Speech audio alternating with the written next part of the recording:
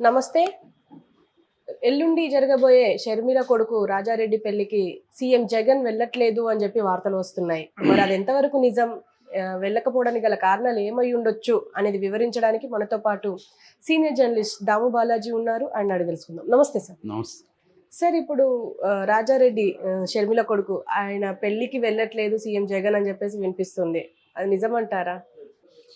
అంటే ఒక వార్త అయితే వచ్చింది. జగన్ ఎందుకంటే లాస్ట్ మంత్ జనవరి 18th నిశ్చితార్థం జరిగినప్పుడు అక్కడ అవమానం జరిగింది. ఫోటో సెషన్లో వీడియోలు బయటకు వచ్చాయి. అంటే జగన్ పిలుస్తూ ఉంటే కూడా షర్మిల రాలేదు. 3 సార్లు పిలిస్తే ఇంక వాళ్ళ అమ్మ పిలిస్తే అది కూడా దూరంగా వచ్చి నిలబడింది. అదే తర్వాత పవన్ కళ్యాణ్ వస్తే చాలా దగ్గరికి వెళ్ళి ఫోటోలు తీసుకోవడం, దగ్గర వెళ్ళి ఆహ్వానించడం ఇవన్నీ చేశారు. సో జగన్ని వాళ్ళు పట్టించుకోలేదు. జగన్కు అవమానం జరిగిందనేది మీడియా అంతా డిస్కస్ చేస్తుంది. అయితే మామూలుగా అయితే పర్సనల్ విషయాల్ని మీడియా చర్చించాల్సిన అవసరం ఉండదు. కానీ ఇక్కడ ఇప్పుడు రాజకీయాల్లో ఏది పర్సనల్ అనేది పక్కన పడిపోయింది. పర్సనల్ అనేది అసలు జీరో. ఇప్పుడు ఎవ్రీథింగ్ ఈజ్ పొలిటికల్ అనమాట. మామూలుగా ఫెమినిస్ట్ మూమెంట్ లాంగ్ బ్యాకే పర్సనల్ ఈజ్ పొలిటికల్ అనే ఒక స్లోగన్ని తీసుకొచ్చింది. అంటే స్త్రీలకు సంబంధించింది వ్యక్తిగతం ఏం లేదు, వ్యక్తిగతమైనదంతా కూడా రాజకీయమే. అంటే స్త్రీల మీద అణచివేత ఉంది కాబట్టి పర్సనల్ అనే పేరుతో స్త్రీలను అణచివేస్తున్నారు అనేది ఒక స్లోగన్ అన్నమాట. దాన్ని ఇక్కడ అప్లై చేస్తే రాజకీయాల్లో కూడా ఎవరికి వ్యక్తిగత లైఫ్ అనేది ఏముండదు, ప్రతిదీ రాజకీయ లైఫే అన్న విధంగా ఇప్పుడు వచ్చేసింది. మీడియా కూడా విస్తృతంగా వ్యాపించడంతో ఎక్కడ ఏది జరిగినా అది బయటకు వచ్చేస్తాం.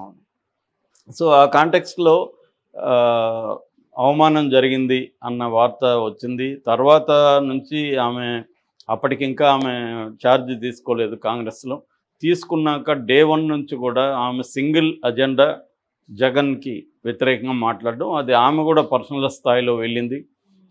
పర్సనల్ స్థాయిలో వెళ్ళి ఆస్తుల గురించి కూడా మాట్లాడింది.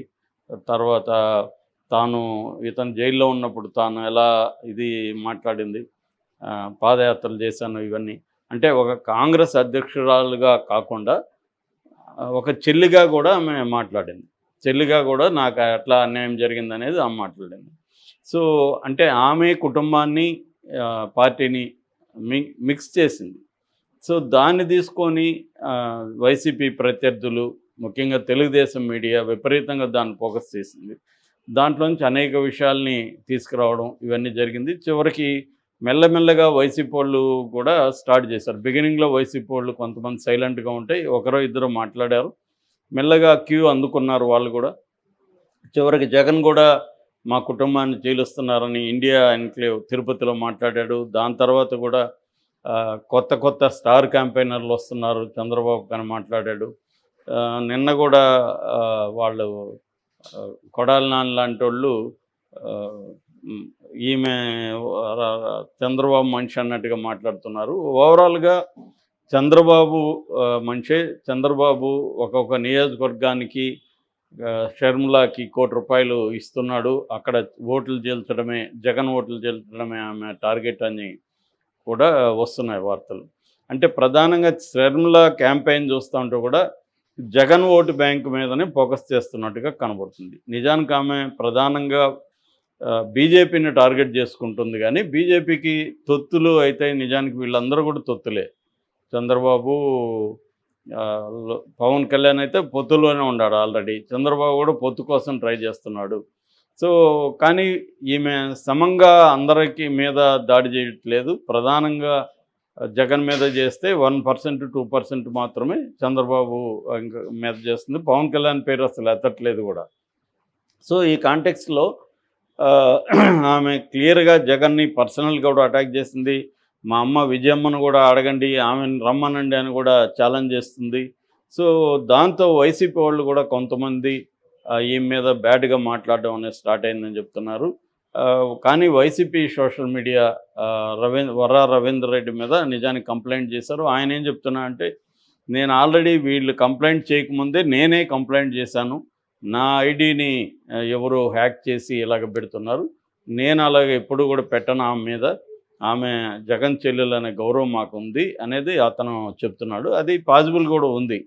ఎందుకంటే ఇవాళ ఉన్న టెక్నాలజీలో ఒక ఐడీని ఫేక్ చేసి చేయడం అనేది పెద్ద విషయం కాదు. ఏదేమైనా దాని మీద అయితే చర్యలు అయితే ఇప్పటివరకు ఏం తీసుకోలేదు. ఆ ఫేక్ ఐడి ఎవరిది ఏంటనేది ఇక్కడ సైబర్ క్రైమ్ డిపార్ట్మెంట్కి కూడా సునీతారెడ్డి కంప్లైంట్ ఇచ్చారు.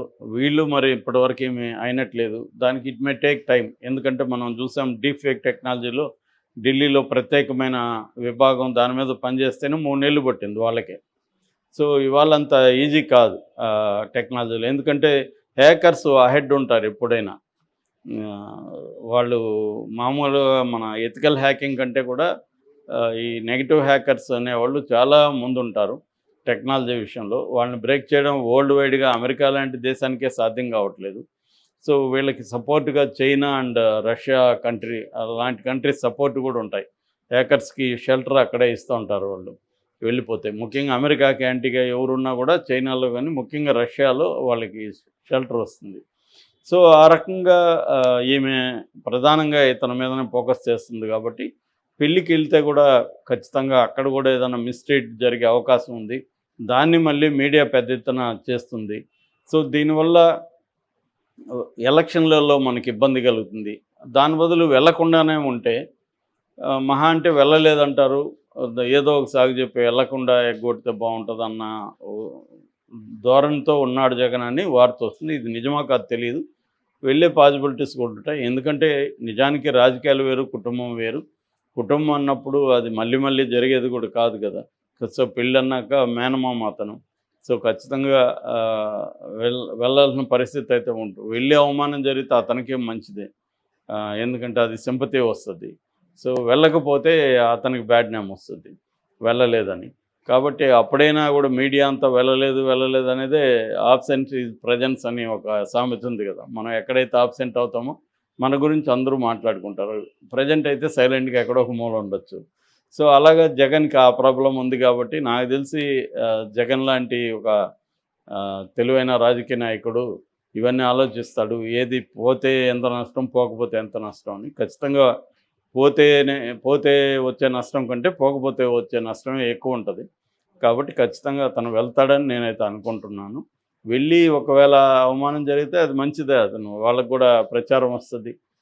తను పెళ్ళికి కూడా వెళ్ళాడు కదా, ఆమె పెళ్ళికి వచ్చినప్పుడు రాజకీయాలు పక్కన పెట్టి అన్నలాగా ట్రీట్ చేయాలి కదా, ఆమె ఎందుకు చేయలేదు, అంత కక్ష ఎందుకు అన్నది నెగిటివ్గానే వస్తుంది తప్ప పాజిటివ్గా రాదు. సో ఆ రకంగా వెళ్ళే అవకాశం ఉంది. రెండోది, ఆమె కూడా ఆ మధ్య ఒక దాంట్లో ఎవరో అడిగినప్పుడు జగన్ అన్నయ్య అంటే నాకు కూడా చాలా ఇష్టమే అనేది కూడా ఆమె చెప్పింది. సో వాళ్ళకి ఇదేంటంటే ఇవన్నీ పర్మనెంట్ గొడవలు కాకపోవచ్చు. మామూలుగానే రాజకీయాల్లోనే పర్మనెంట్ ఎనిమీస్, పర్మనెంట్ ఫ్రెండ్స్ ఎవరు ఉండరు. అలాంటిది ఇంకా ఫ్యామిలీ సెటప్లో కూడా గొడవలు రావడం మామూలే, మళ్ళీ కలుసుకోవడం కూడా మామూలే. సో నేనైతే వెళ్తాడని అనుకుంటున్నాను. ఈ క్రమంలో మనం పెళ్ళి గురించి మాట్లాడుకుంటే రేపటి నుంచి 16th, 17th, 18th జరుగుతుంది అక్కడ మ్యారేజ్. ఇప్పుడు ఈ మధ్య మ్యారేజ్ అంటే 1 డే వ్యవహారం కాదు కదా, పాతకాలంలో లాగా మళ్ళీ రివైవల్ అయిపోయింది. సో 5 రోజులు 6 రోజులు జరుగుతుంది. సో 16న సంగీత్ అండ్ మెహందీ అంటున్నారు, 17న 5:30 గంటలకు పెళ్ళి, దాని తర్వాత 18 సపరేట్ ప్రత్యేక ప్రార్థనలు జరుపుతారు. ఇది రాజస్థాన్లో జోధ్పూర్లో ఉమైద్ భవన్ అని చెప్తున్నారు, అక్కడ జరుగుతుంది డెస్టినేషన్ వెడ్డింగ్. మనం చాలాసార్లు కూడా చెప్పుకున్నాం, డెస్టినేషన్ వెడ్డింగ్స్ అనేవి ఇలా కామన్ అయిపోయినాయి. నిజానికి విదేశాల్లో డెస్టినేషన్ వెడ్డింగ్కి వెళ్ళొద్దని కూడా మోడీ పర్సనల్గా పిలిపివ్వాల్సిన పరిస్థితి. ఎందుకంటే దాదాపు 10 లక్షల పెళ్ళిళ్ళు జరుగుతుంటే అందులో 2-3 లక్షల పెళ్ళిళ్ళు విదేశాలకు వెళ్ళిపోతున్నారు. లక్షల కోట్ల ఇండియన్ కరెన్సీ అక్కడ వేస్ట్ అయిపోతుంది. అదేది ఇక్కడే జరిగితే ఆ ఎకనామీ, వెడ్డింగ్ ఎకనామీ అనేది చాలా పెద్దది. సో ఆ రకంగా వీళ్ళ మ్యారేజ్ ఇక్కడే చేసుకోవడం అనేది మోడీకి హ్యాపీ అనుకుంటాను ఎకనామీకి. సో ఎందుకంటే ఇది కూడా పెద్ద ఎత్తున జరిగే పెళ్ళే. ఖచ్చితంగా వీళ్ళు కూడా 10 కోట్లు 15 కోట్లు ఖర్చు పెడతారు. సో ఆ రకంగా ఇది జరుగుతుంది. ఇంకా మనం ప్రియా అట్లూరి గురించి కూడా మాట్లాడుకున్నాం. ఆమె కమ్మ సామాజిక వర్గం అమెరికాలో సెటిల్ అయినారు. బట్ కమ్మ సామాజిక వర్గం కానీ క్రిస్టియన్గా కన్వర్ట్ అయిపోయారు వాళ్ళు కూడా. వాళ్ళ నాన్న శ్రీనివాస్ అండ్ వాళ్ళ అమ్మ మాధవి అట్లూరి ఇద్దరు అక్కడ కన్సల్టెన్సీ సర్వీసెస్ నడుపుతున్నారు. కోర్ ప్రొవైడర్ టెక్స్ అని ఒక టెక్నాలజీలో పనిచేస్తున్నారు. టెక్సాస్ బేస్డ్ అనమాట. సో కోర్ స్మార్ట్ అని ఒక cloud based training and service providing వ్యాపారాలు ఉన్నాయి. ఈవెన్ అనిల్కి వాళ్ళు ఫ్రెండ్స్ అని చెప్తున్నారు. అనిల్ వ్యాపారాలు కూడా అమెరికాలో ఉంటే దాన్ని కూడా వాళ్ళు కూడా చూసుకుంటున్నారని చెప్తున్నారు. సో వాళ్ళు క్రిస్టియన్సే, వీళ్ళు క్రిస్టియన్సే. కులాలు పక్కన పెడితే మతం అయితే ఇద్దరిది ఒకటే. అలాగే చర్చిలో వాళ్ళు పరిచయం అయ్యారు. సో ఆ రకంగా ఇది ఒక క్రిస్టియన్ మ్యారేజ్గానే మనం చూడవచ్చు.